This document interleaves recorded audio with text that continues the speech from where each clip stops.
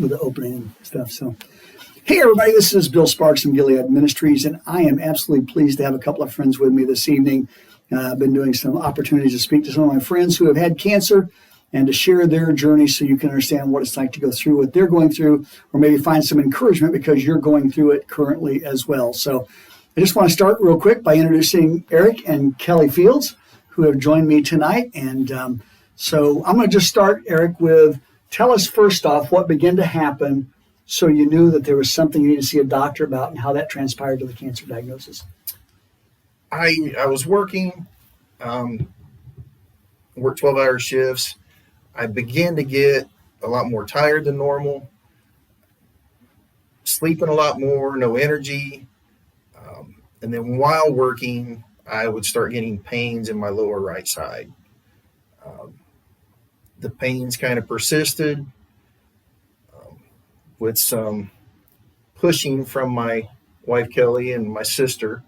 I went to see a doctor, and they did some x-rays, and they told me that, there was a large area infected in my lower right side. Initially thought it may be my appendix, but it wasn't. So from there, it was kind of a rush to get an appointment. This is during the beginning of COVID. The doctor's offices were all closed. So I had to get an appointment, and the closest one I could get was down at Carmel. So from there, a lot of things happened pretty fast. With some testing, once again, also with the COVID, nobody was allowed to go in there. So went for tests, and the doctor told me, he said, I don't need to see the results. You have cancer. So. And I found out about your cancer because I come walking into my doctor visit. Remember? Yes, sir. And there you're sitting on the chair, and I'm like, what are you doing here? And you're going in to either have a shot or something. I don't remember what you were. Was it allergy shots or whatever that you were doing? Yes, sir. I was thinking that's what it was. So, and Eric and I have known each other for a while, so I kind of picked up on that. Just tell them where you and I initially met. We met back in the 90s when I first started the sheriff's department.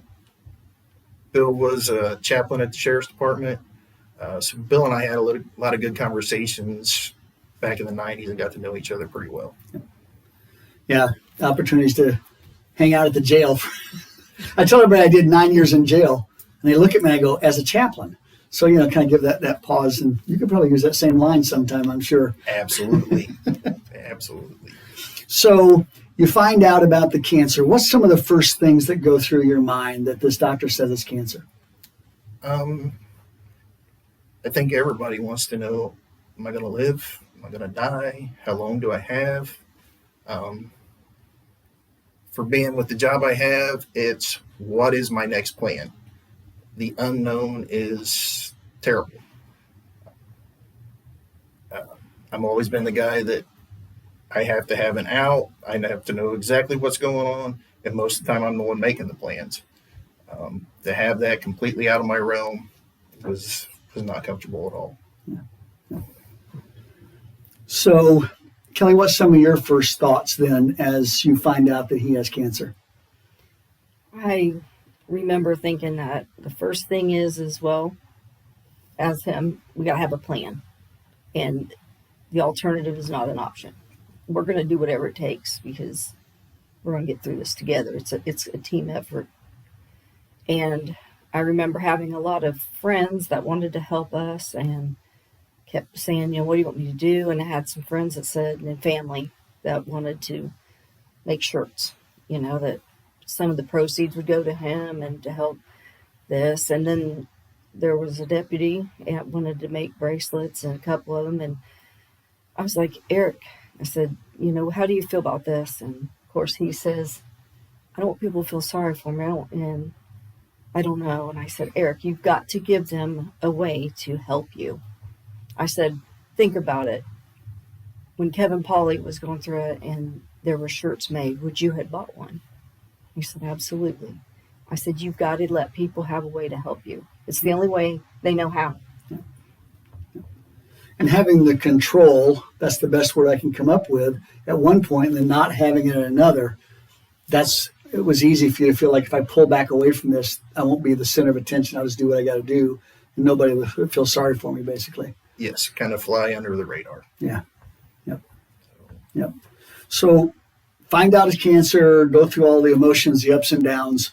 So let's start from the medical side. What's some of the things that begin happening medically then for what you were going through? Like I said, the struggle was really getting some appointments.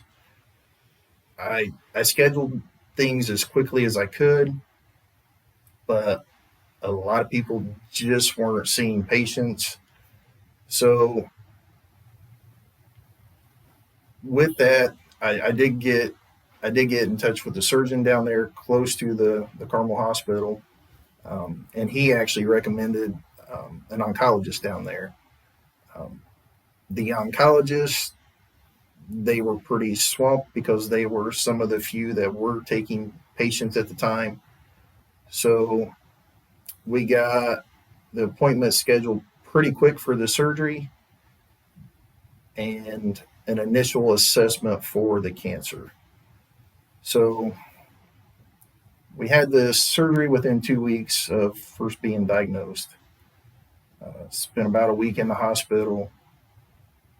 The day I was getting ready to get out, my surgeon, he calls. The nurse actually brings a cell phone into my room as I'm packing, and he tells me that, I just got your biopsies back. It's spread to your lymph nodes. It's stage 3 cancer.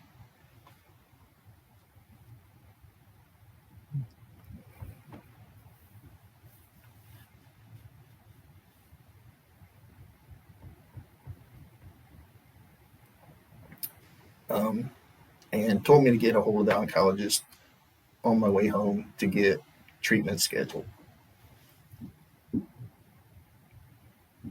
So It's obvious just by your emotion. That took a lot of wind out of your sails that day, it sounds like. yes, that was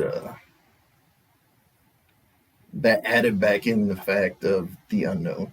How far had it spread? Yeah. To if it was treatable. So, he had originally told me right after the surgery that the tumor, was the size of a racquetball. So, with that, things started to, start to line out. We did change from the oncologist down there. We actually have a wonderful one here in Grant County, one of the best ones there is. And went and seen Dr. Bendelay here. Yeah. And he is awesome. Yeah. I've got a plan set, and before my restrictions were even gone from the surgery, we was knee deep into chemo. So chemo begins. What happens? Well, you're not healed from surgery yet, and it seems like the progress you had made healing, you get kicked right in the stomach again. So the sickness, the tired, still with the emotions, still with the unknown, you start having a whole, I'm not going to say a perfect storm because it's a terrible storm. But things do start moving. At least you have a plan. There was 12 chemo treatments scheduled out through the next 6 months. The doctors were very good about passing information. And so that did start falling into place right away.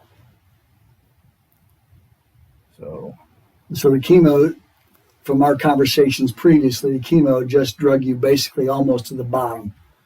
It took just about everything out of you, didn't it? It did. Yeah. So we had talked on the phone a couple different times during that period of time and text back and forth, and you were pretty low. Yes. The day of the treatment wasn't terrible. I would get about 6 hours of chemo at the office, come home, and a home nurse would meet me at my house and hook another chemo treatment up that lasted another 48 hours at my house. So at the end of those 48 hours, you're just exhausted, and you just don't have energy to do anything after that. So done with the chemo, where do you feel like physically things begin to turn around? The chemo itself has effects different from the cancer, different from the surgery. I had some chemo-induced neuropathy in my hands and feet. So it's a strong tingling, numbness, and with that you have some terrible reactions to anything cold. So those effects, they actually lasted close to a year. They've gotten better, but I don't know that they will ever 100% go away. You and I actually had a conversation at breakfast one morning about the whole, even drinking something cold was just absolutely terrible. Yes, it was like getting a shock, and not a light tingle shock. It was a painful shock. So it was something different than I've been accidentally shocked a couple times, but that was anytime you touched anything. If you was outside just going from the house to the car, any of that would set that off. So as we talked about that morning, cold was pretty much stay away from, wasn't it? Yes. As much as possible, wrapped up in blankets. And so, yes. Yeah. And so these treatments, they ended in the middle of January. So it was a rough November, December, and January. Yeah. Take the coldest months and have to have that treatment was not good timing. No, not at all. Yeah. Not at all. Go ahead. With that though, and at the end of that last treatment, they did do some quick tests to give me seeing no signs of cancer. Your blood work come back well, so that did take the unknown out of that equation. Yeah. So when that unknown's gone, the healing process really speeds up. So. Yeah, because attitude obviously is a big deal in your process as well. So if you're not sure what's happening, like you say, it's harder to think you're getting to the other side. But when you cross that, your attitude changes, and it all of a sudden you begin to at least sense some hope yes. that this was coming to some type of end. Yes. Yeah. So being a goal-oriented person, it puts the finish line out there for you, and so you're actually starting the race, not just sitting at the sidelines waiting to begin. Well, I don't want to get you in any trouble, but I might get you in trouble. I know there's a number of people who helped you during the time, and if you want to tell names, that's fine. If you don't, but just talk about what it felt like to actually accept the help, because obviously, as Kellie talked about, you didn't even want them to raise money to help with the cost and expenses. But tell me what it was like to accept that help, and if you'd like to share a story, even if you want to share a name or not, that's fine with me. But just tell a bit about those who actually helped you in the middle of everything you were going through, because there was a number of people, I think, that I know of that came up to your rescue, for lack of a better term, on many occasions. So talk a little bit about that, whatever you want to say about that, or whoever you'd like to talk about. I won't name names because we would be here for an hour, but my family, my friends, my coworkers, several law enforcement agencies, they're all my friends and family anyway. Mm-hmm. They mowed my yard. They brought wood to my house. They split wood. I heat with wood. And anything I wanted, they took care of. I didn't ask for any of it. I would wake up, somebody be mowing my yard. A lot of that was my daughter-in-law. Got the perks of seeing my granddaughter at the time, so I loved her to come mow. But the support emotionally, it was awesome. So there's no way to describe the help you get and the feeling that it brings you. So I've always been a loner, kind of. I'm a man. I'm supposed to do this. I'm supposed to take care of that. Nobody's going to come mow my yard. That's my job. Yeah. And that was kind of tough to swallow at first, but then you really start seeing the blessings that come from it. And when your butt's been set down on the bench pretty hard from the chemo, it's a little easier to take at that point, isn't it? It is. Yeah. Yep. It is. That is for sure. Well, obviously, we know each other from the sheriff's department and over time through that process. So all those individuals that are in the law enforcement, like you said, are just those, basically, you support each other as a community. That's something I really witnessed well when I was with the sheriff's department, is the way that you all were just each other's family oftentimes, and Yes. how cool it is to see some of that dynamic happen.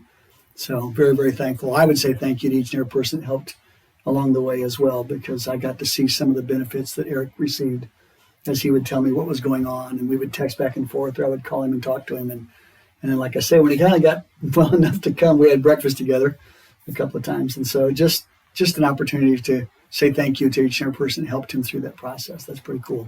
It's pretty cool. It's very, very. Does something inside of here. It is. It is. To know that you're cared for. Men may not say loved, but we are. We love each other. That's really what kind of boils down to. So We do. Yep. That is for sure. So let's go to now. We talked about the physical and the medical type of stuff. Let's go to the other side of this story, because I think this side of the story is more important than even the physical. And as important as that is to see your hope through that, there's something that's a little more important that you kind of along the way picked up on. Not that you were never a person of faith per se, but this did something for your faith. So talk to me about what this looks like in your faith and emotional journey during that time. It changes your whole aspect on life, afterlife, the blessings we receive, and the blessings that we can give. As bad as it was to go through, it brought her and I both closer to God. We pray a lot more. We try 100% to help as many people as we can. I'll be honest with you, when we pray, we ask that God put people in our path that we can help. We have been blessed beyond belief, and we want to continue to put that out there. God has a purpose for each one of us, and it's not what happens right now at this moment. It's what the big picture is for everything. And that big picture was really hard to see before I was diagnosed with cancer. So, and I'll go back to what she said also in there, with the people coming to help us, wanting to do this, wanting to do that. Initially, it was no. A pretty wise person told me to not deny those people their blessing.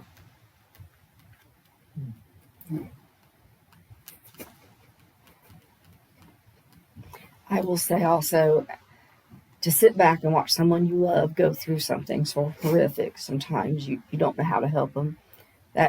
That offered help. And like he said, people called, texts, cards, monetary, donations, shirts, bracelets. Dispatchers made a blanket and tied it. So each person, there was just so many.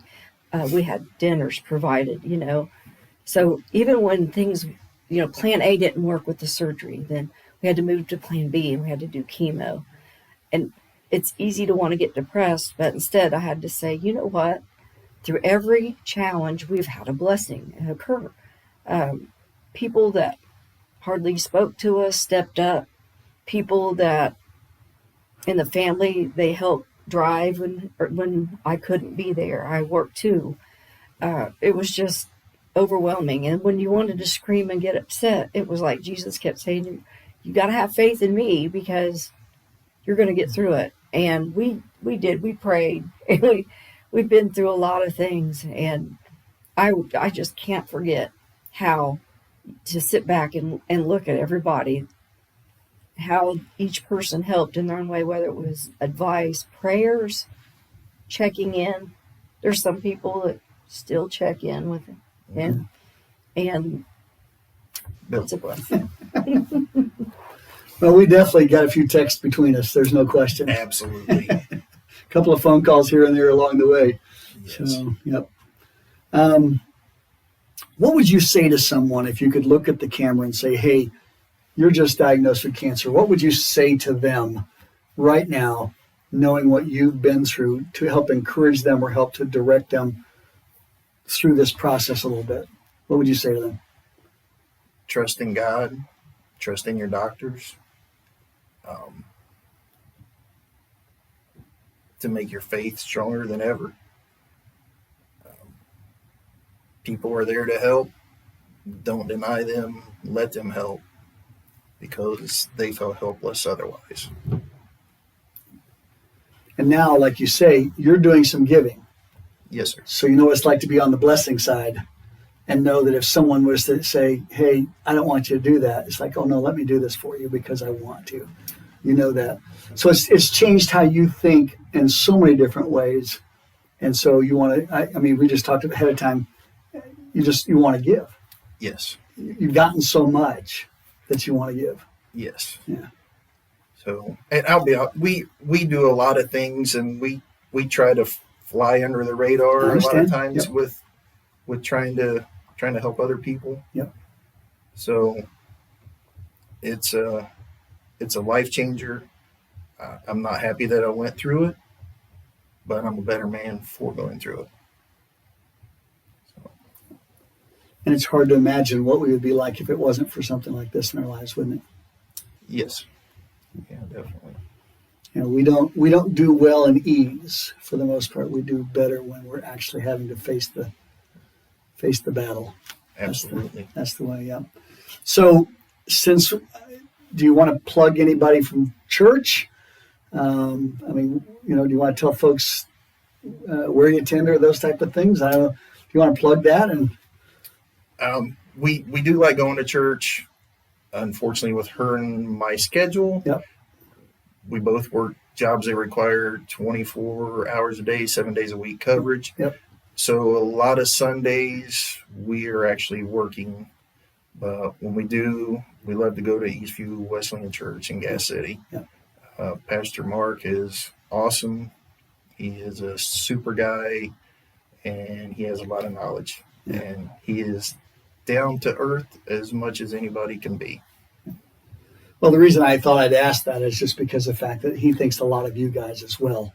I know that. He's told me that. And so I just wanted to give you a chance to plug him if you felt like doing that. And yeah, so I know he thinks a lot of you too as well. Is there anything we've not talked about that you feel like that you would like to share in any way, shape, or form at this point? I would really urge people that if they do get that diagnosis, they're into the unknown, to make contact with Bill. He is a wealth of knowledge. He does have a heart of gold. He may not admit it all the time, but he does. And let them help you. Help. Just like you said, the breakfast that we had, the talking, the information, the more you talk about it, the more of a plan you have, and the easier it is to overcome. And never give up. Never give up. Yep. That's probably even the best of the kind of the nice finish is never give up, because you don't know what's around the bend. That's for sure. And there are days I'm sure you wanted to give up. It felt like, but it was certainly the people around you, the people supporting, people loving you that got you through those days. And now looking back, you see that never give up is the only option. Yeah. there was way more support than I ever could imagine. Yeah, that's for sure. Well, thank you too. I really appreciate your time. Appreciate you taking the time out of your evening. It's not you got a long day. You've already worked and everything, and so you're coming here after work, and I really appreciate that very much. And feel free to share this story as you see it. Feel free to share it with others to help encourage them and let them know that there are people who are out here praying for them, encouraging them. People who, like Eric and Kellie, who want to share their story, to let you know that there's a place beyond cancer, and that whether that is getting beyond it physically or having to face hereafter, that there's a hope in both of those things. And that has been what you guys have had, is that hope. Press forward and know that there's hope no matter what the outcome was. So Absolutely. really appreciate your time. Appreciate the two of you. All right. Thank you. Thanks, Thanks, everybody. Thanks for checking in. This is Bill Sparks and Gilead Ministries. Y'all take care now. Bye-bye.